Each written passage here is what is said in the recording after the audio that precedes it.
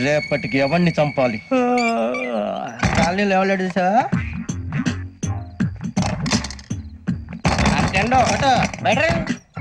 నువ్వా వెంకీ? ఏంటి వెంకీ ఈ టైంలో వచ్చా?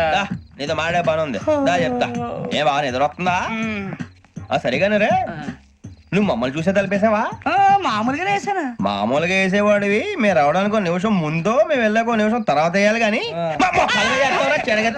బిలాల్ రాజా, నాకు నిద్ర వచ్చి పడుకుందామని తలుపేసుకున్నాను.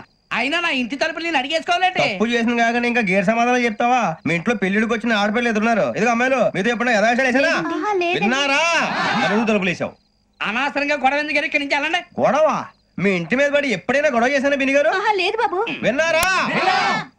చెప్పు, మమ్మల్ని చూసి తలుపులు ఎందుకు వేసుకున్నావు? అరే మాకు అప్పించిన వాళ్ళు కూడా మమ్మల్ని చూసి ఎప్పుడు తలుపులు వేసుకోలేదు. ఏం చేయాలి? మరి నువ్వు ఎందుకు వేసుకున్నావు? బాబు తప్పు అయిపోయింది, బుద్ధి తక్కువ వేసాను చాలా.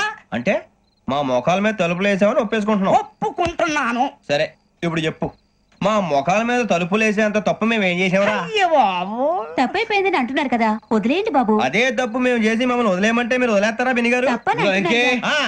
తప్పని ఒప్పుకుంటున్నాడు కదా అయ్యా. ఇప్పుడు టైం 11 అయింది, వెళ్ళి పడుకోండి. 11 అయిందా?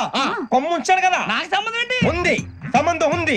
11 గంటలకి నా క్లోజ్ ఫ్రెండ్ ఢిల్లీ వెళ్తున్నాడు. 5,000 అప్పిస్తానని ఎయిర్పోర్ట్ రమ్మని చెప్పాడు. నీ గొడవలో పడి ఆ సంగతే మర్చిపోయాను.